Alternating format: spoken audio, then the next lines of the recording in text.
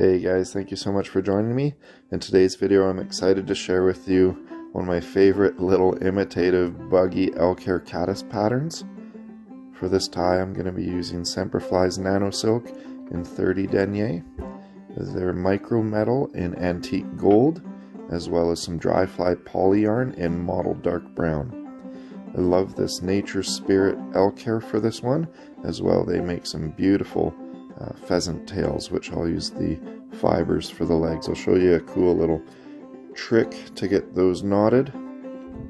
For all my dry fly patterns, I love these Togen's dry fly barbless hooks. This is a size 12. They have a tiny little upturn on the hook point, and it is needle sharp, so they do have some really good sticking power, as well as they are very durable and they're barbless. So in all of our streams in BC, it is a requirement to fish a single barbless hook. And for these patterns, I love adding a little pair of monofilament eyes. And what I'll do is I'll take some trilene monofilament in green color and I'll singe the ends of those, and they ball up really nice into a set of eyes.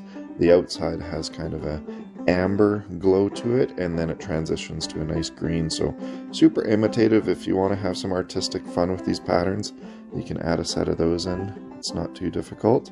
And then we'll go ahead and we'll wrap that Semperfli dry fly poly yarn up the body. Super buoyant stuff. They also make a beautiful assortment of dirty bug yarns, and those are for any wet nymphs. This dry fly poly yarn is super buoyant, so it's going to keep this right in that surface film. Okay, and this is where we get super artistic with some knotted pheasant tail legs. You're going to want to show your friends this one. So start out by getting a latch hook. They're used for carpeting or upholstery.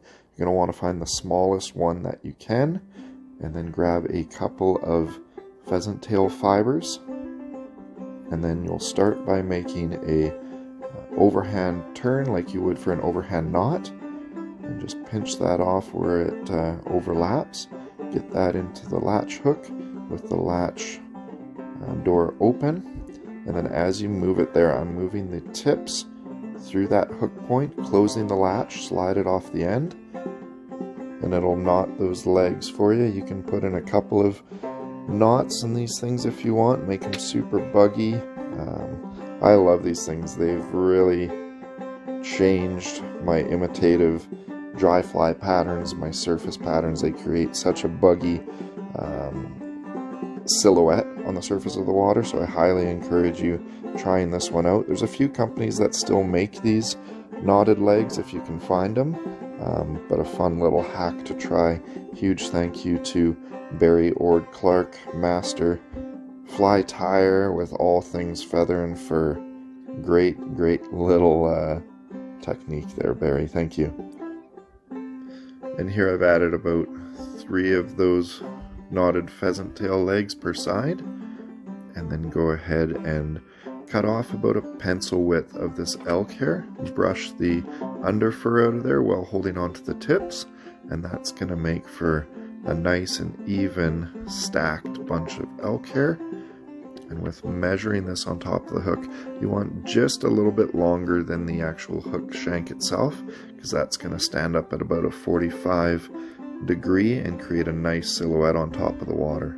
As you're wrapping your thread in, don't pull on it too tight initially. Get a couple of securing wraps in there, then you can pull on it. And I like to weave my thread through the fibers as I pull them back, and that'll just help with anchoring that in. It's not going to shift around the fly, and it'll add in some durability as well. So another cool little tip and trick for you. And you'll notice I've left this dry fly poly yarn a little bit longer. I like to go ahead and wrap that right around where I've tied that elk hair in, and it hides your thread wraps, gives you a little bit more buoyancy off the head.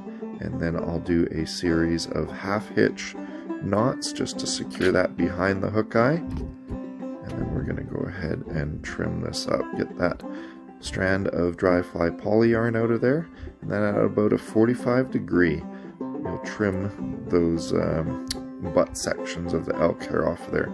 You can follow the orientation of the downturn hook guy in these patterns, and that helps kind of get you the right angle. And then I clean it up with a little bit of a lighter. Be very careful with that not to singe any of those half hitch knots. And there you guys have it. A super buggy, very imitative, menacing looking elk hair caddis. I love these patterns. I highly encourage you to try this one out. I want to thank you so much for watching, and as always, we'll see you on the water.